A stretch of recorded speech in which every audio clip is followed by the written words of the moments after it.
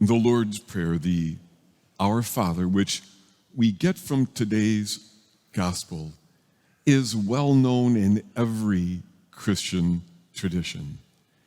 In the Catholic faith, we pray it, every time we gather for Mass. Each priest or religious says it at least twice a day. It's part of our rosary.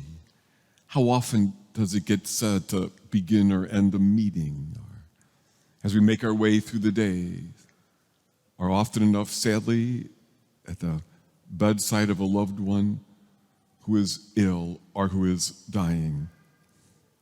Why all this fuss about the Lord's Prayer? The answer, because it's just that important. Today, Jesus does so much more than give us a prayer, give us words to say.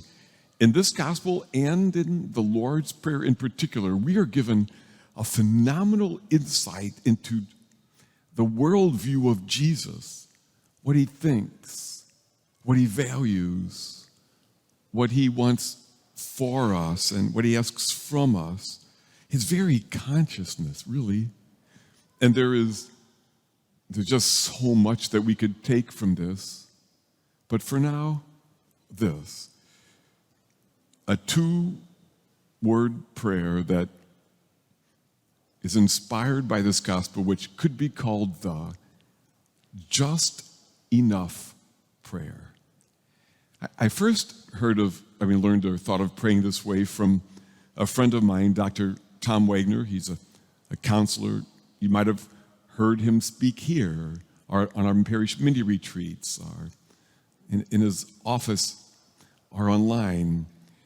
Well, once during a particularly stressful week, Tom's kids heard him as he bustled through the house, often saying under his breath, "Just enough. Just enough."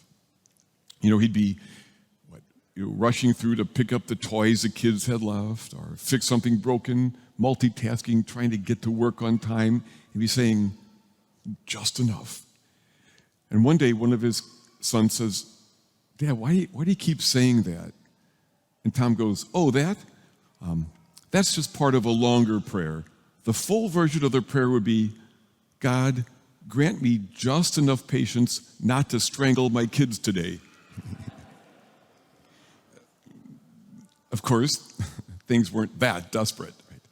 But as Tom made his way through his days and through life, he had learned to ask for just enough for what he needed in the moment.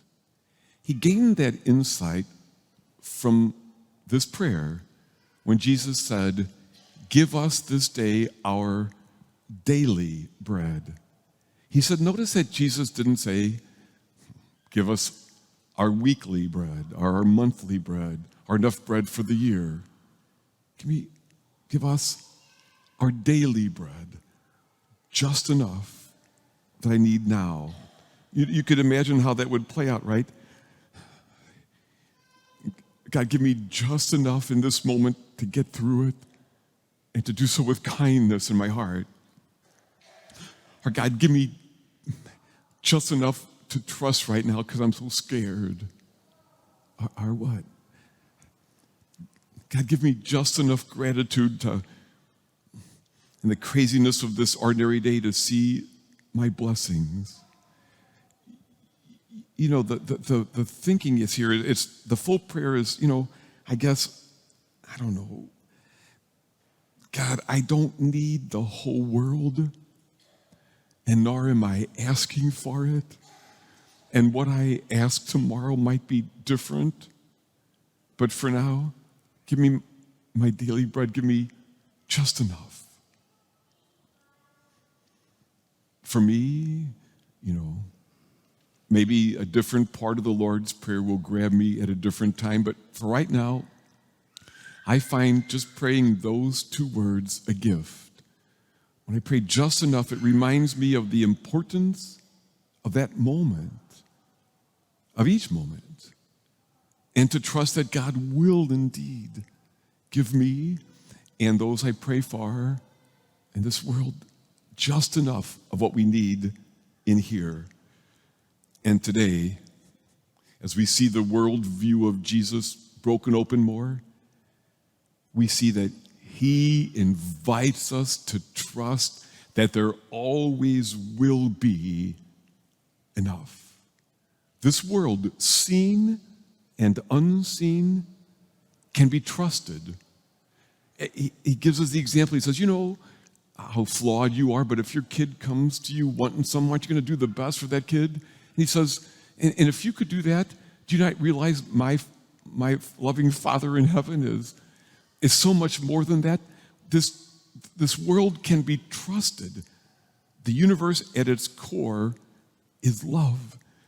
Even in my greatest heartache, I will always have the love I need, my daily bread.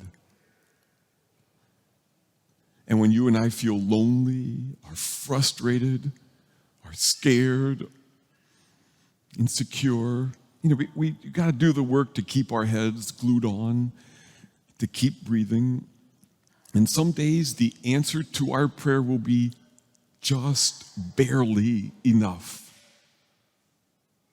But there will always, in the end, be enough in here.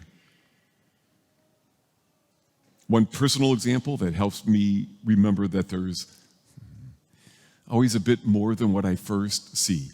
I love being outside at sunset, watching the sky change colors, the clouds change shape. I always have a bit of a sadness at how quickly that kind of fades and the colors seem to disappear. Well, when I had a few days on vacation with my brother, one night I sat out drinking in the sunset.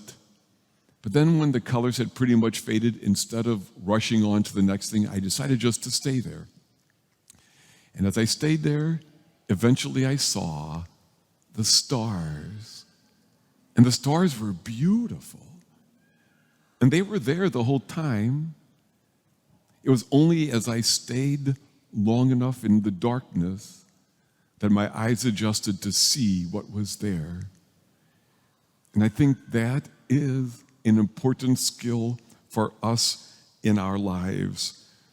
We often don't stay long enough in the moment to see what is just beyond what we first see. We need to, learn to stay there, to see that right there, right then, is just enough. As I say all this, it's not lost on me.